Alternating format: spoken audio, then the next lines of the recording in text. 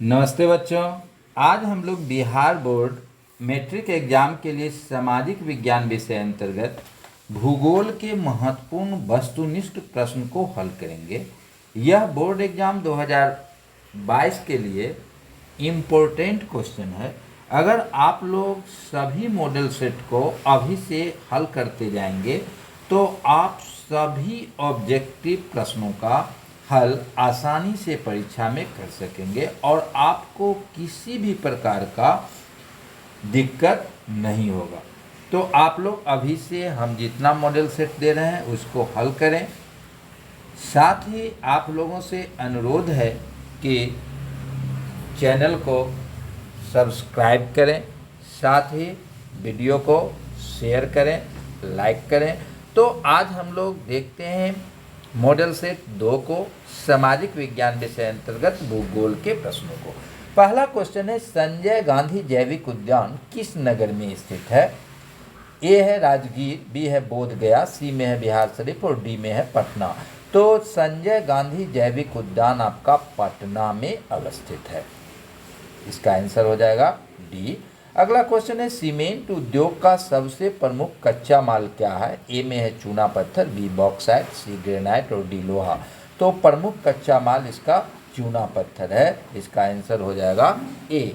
अगला क्वेश्चन है, भोपाल त्रासदी में किस गैस का रिसाव हुआ था? ए में है कार्बन डाइऑक्साइड, बी में है कार्बन मोनोऑक्साइड, सी में मिथाइल आइसोसाइनेट और डी में है सल्फर डाइऑक्साइड। तो भोपाल त्रासदी में मिथाइल आइसोसाइनेट का रिसाव हुआ था, तो इसका आंसर हो जाएगा सी। अगला क्वेश्चन है, ऊर्जा का गैर पारंपरिक स्रोत है? ए में कोयला, बी में विद्युत, सी में पेट्रोलियम और डी में सौर ऊर्जा। तो इसका आंसर हो जाएगा आपका सौर ऊर्जा, 4 का हो जाएगा डी। पांचवा क्वेश्चन है, प्राकृतिक गैस किस खनिज के साथ पाया जाता है? तो प्राकृतिक गैस पेट्रोलियम के साथ पाया जाता है, 5 का आंसर हो जाएगा बी। अगला क्वेश्चन है, सिखों के 10वें और अंतिम गुरु श्री गोविंद सिंह का जन्म बिहार के किस नगर में हुआ था? तो ए में है मुंगेर, बी में है खगड़िया, सी में है गया और डी में है पटना।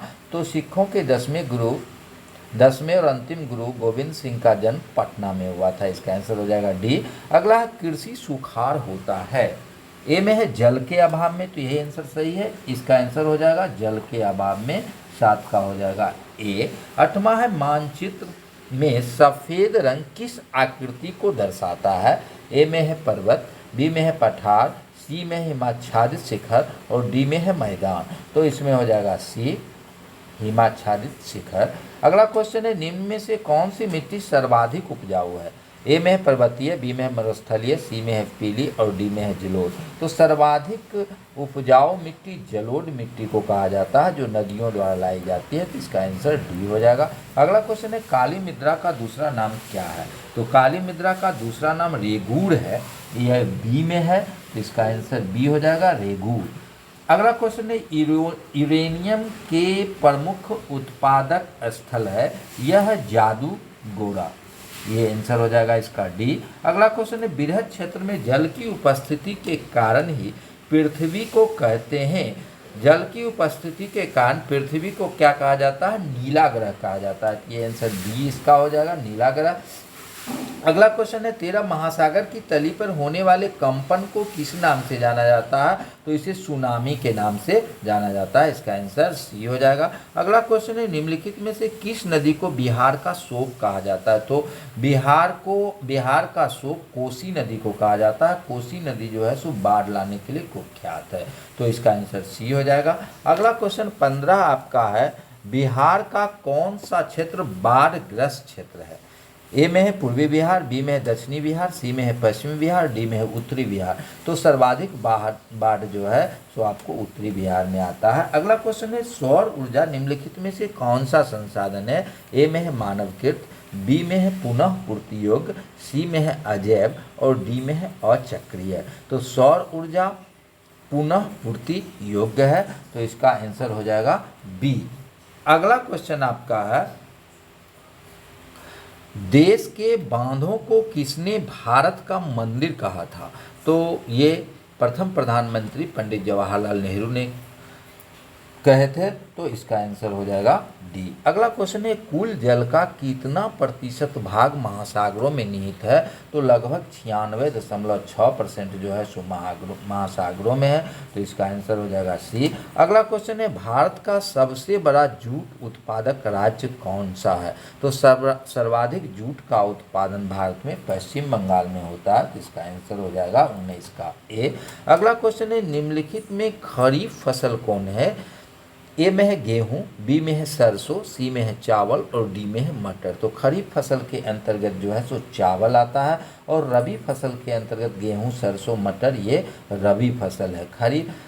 खरीफ फसल जो है सो बरसात के दिनों में बोया जाता है, यानी कि जून जुलाई में बोया जाता है और सितंबर अक्टूबर में काट लिया जाता है, जबकि रबी फसल जो है सो जाड़े में बोया जाता है, यानी कि अक्टूबर में बोया जाता है और मार्च अप्रैल तक काट लिया जाता है। अगला क्वेश्चन है पूर्व मध्य रेलवे का मुख्यालय कहाँ है, तो पूर्व मध्य रेलवे का मुख्यालय हाजीपुर है, इसका आंसर हो जाएगा बी। उर्वरक कारखाना अवस्थित है, ए में है बरौनी, बी में है बांका में, सी में है भगवानपुर में और डी में है बगहा में। उत्तर बिहार में उर्वरक कारखाना जो है सो बरौनी में अवस्थित है, ये बेगूसराय जिला में है। अगला क्वेश्चन है रेशमी वस्त्र उत्पादन का प्रमुख केंद्र है भागलपुर। बिहार में भागलपुर में रेशमी वस्त्र का उत्पादन बड़े पैमाने पर किया जाता है। अगला क्वेश्चन है सूती कपड़ा उद्योग का कच्चा माल है, तो सूती कपड़ा उद्योग का प्रमुख कच्चा माल आपका कपास है। अगला क्वेश्चन है भारत में हरित क्रांति शुरू हुई थी 1966 ईस्वी में, इसका आंसर हो जाएगा बी। अगला क्वेश्चन है 1992 ईस्वी में पृथ्वी सम्मेलन कहाँ हुआ था, तो पृथ्वी सम्मेलन आपको हुआ था रियो डी जनेरियो में। अगला क्वेश्चन है पर्यावरण संरक्षण हेतु पहला विश्व शिखर सम्मेलन कहाँ हुआ था, तो ये स्टॉकहोम में हुआ था, इसका 27 का ए हो जाएगा। 28 निम्नलिखित में से कौन प्राकृतिक आपदा है, ए में है बम विस्फोट, बी में भूकंप, सी में युद्ध और डी में है रासायनिक दुर्घटनाएं। तो प्राकृतिक आपदा इनमें से भूकंप है और सब जैसे बम विस्फोट, युद्ध और रासायनिक दुर्घटनाएं मानव निर्मित आपदा या मानव निर्मित आपदा है। अगला क्वेश्चन है सुनामी शब्द किस भाषा से लिया गया है, तो सुनामी शब्द आपका जापानी भाषा से लिया गया है। अगला क्वेश्चन है जामनगर तेल शोधक कारखाना किस राज्य में स्थित है, तो जामनगर तेल शोधक कारखाना गुजरात में अवस्थित है। तो ये सामाजिक विज्ञान अंतर्गत भूगोल से कुछ महत्वपूर्ण ऑब्जेक्टिव क्वेश्चन थे।